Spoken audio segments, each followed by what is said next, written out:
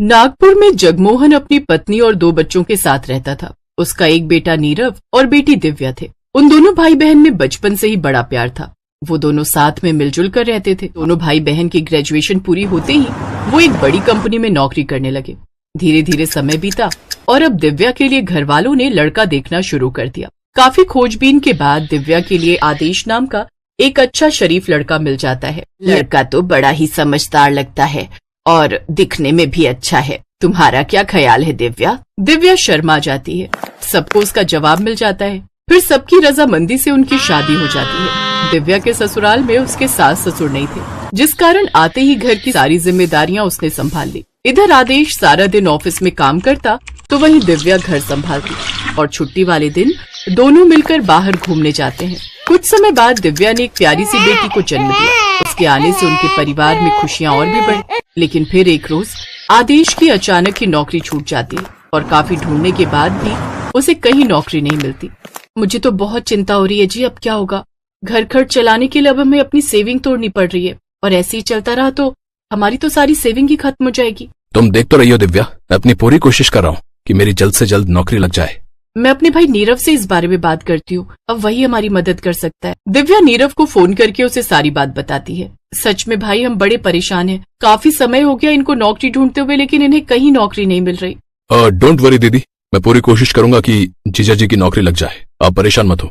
ये कहकर नीरव फोन रखता है और अगले दिन अपने बॉस से कंपनी में वैकेंसी की बात करता है। देखो नीरव, तुम हमारे एक होनहार एम्प्लॉय हो, लेकिन सच कहूँ तो इस वक्त मेरे पास पूरा स्टाफ है। मैं जबरदस्ती किसी को भी भर्ती करके अपने ऊपर बेफालतू का खर्चा नहीं बढ़ा सकता। No problem sir.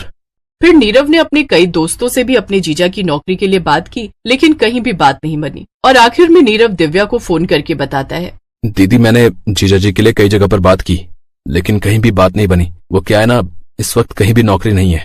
अच्छा, अब इन्हें मजबूरन ही कोई छोटा मोटा मजदूरी का काम ही करना पड़ेगा। वैसे दीदी, आपको किसी भी तरह की कोई आर्थिक मदद की जरूरत होगी तो आप बिल्कुल भी मत शर्माना, आप मुझसे बेझिझक कहना। अब आदेश को मजबूरी में एक फैक्ट्री में मजदूरी का काम ही करना पड़ता है, लेकिन उसकी तनख्वाह कुछ ज्यादा नहीं थी, जिससे बड़ी मुश्किल से घर खर्च चल पा रहा था। उधर नीरव का प्रमोशन हो जाता है और अब उसकी माँ आशा देवी नीरव के लिए लड़की देखने लगी। फिर एक अमीर घर की लड़की शिवन्या को आदेश पसंद आ जाता है और वो इस शादी के लिए हाँ कर देती है। दहेज में नीरव को 60 लाख नगद, एक गाड़ी और जरूरत का सारा सामान मिलता है। शादी के कुछ समय बाद एक रोज दिव्या नीरव को फोन करती है, भैया आदेश जी पर बहुत कर्जा हो गया है। वो फैक्ट्री में ओवरटाइम करके भी इतना नहीं कमा पा रहे, मुश्किल से 13,000 ही बन पा रहे। अब तो मेरा घर चलाना भी मुश्किल होता जा रहा है। क्या तुम मुझे 25,000 रूपए उधार दे सकते हो? दीदी, मैं कुछ देर में ही तुम्हारे अकाउंट में 50,000 डलवा दूंगा। थैंक यू भाई, एक तुम ही हो जो हमारे इस बुरे समय में हमारी मदद कर रहे हो। नहीं तो इनके सभी रिश्तेदारों ने हमसे मुंह फेर लिया है। जब ये अच्छा कमाते थे तो सभी रिश्तेदार इनके आगे पीछे घूमते थे, लेकिन अब तो कोई भी इनको नहीं पूछता। दीदी, आपको जब भी पैसे चाहिए होंगे तो आप बस मुझे बता देना। ये कहकर नीरव फोन रख देता है, लेकिन पीछे खड़ी उसकी पत्नी शिवन्या को ये बात अच्छी नहीं लगती थी। वो नहीं चाहती थी कि नीरव दहेज में मिले पैसे या अपनी सैलरी में से अपनी बहन को कुछ भी पैसे दे। फिर वो नीरव से कलेश करना शुरू कर देती है।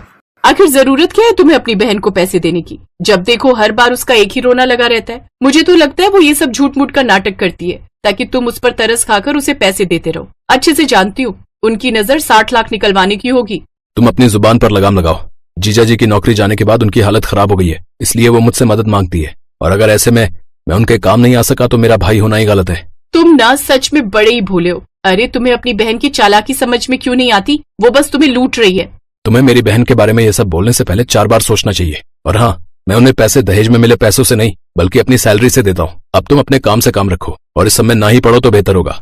नीरव शिवन्या की बातों को नजरअंदाज कर देता है। ऐसे ही समय बीतता है। एक रोज दिव्या आदेश और टिया के साथ मायके आती है। दिव्या तो अपनी भाभी से अच्छे से बात करती है, लेकिन शिवन्या उससे उखड़ी उखड़ी रहती। कुछ देर बाद शिवन्या सबके लिए नाश्ता बनाती है। वो सभी को डाइनिंग टेबल पर मेथी के पराठे, मक्खन और दही के साथ परोसती है।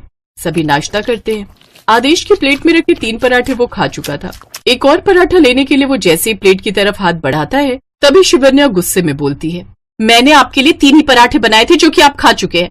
अब ये पराठे नीरव के लिए हैं, वो आकर इन्हें खाएंगे।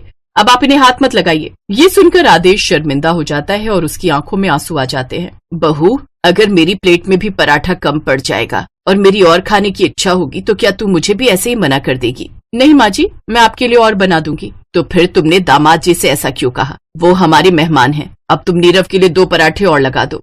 सासू माँ, पराठे सच में बहुत अच्छे बने थे, इसलिए मेरी और खाने की इच्छा थी, लेकिन अब मेरा पेट भर गया है। मुझे नहीं खाना। बेटा, मैं शिवन्या की तरफ से माफी मांगती हूँ। अब तुम ये पराठे खा लो ना। अपनी सास के बार बार कहने पर आदेश वो पराठे खा लेता है। उधर शिवन्या गुस्से में रसोई में बर्तन पटकने लगती है। फिर नीरव बाहर आता है। अरे माँ, ये रसोई से बर्तन पटकने की आवाज क्यों आ रही है? आपने शिवन्या से कुछ कहा क्या?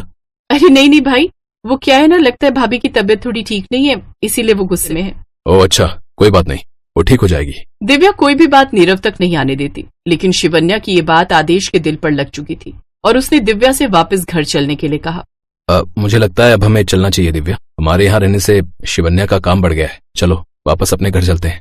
वो दोनों वापस अपने घर आ गए, लेकिन अब उन्हें समझ आ गया था कि पैसे की क्या कीमत है। इसलिए अब उन दोनों ने दिन रात मेहनत करके अपने लिए नौकरी ढूंढी और अब उन्हें बड़ी कंपनी में नौकरी मिल गई। अब आदेश के साथ साथ दिव्या भी नौकरी करने लगी। फिर धीरे धीरे उनकी आर्थिक स्थिति सुधरने लगी और अब वो लोग भी अपना जीवन खुशी से जीने लगे।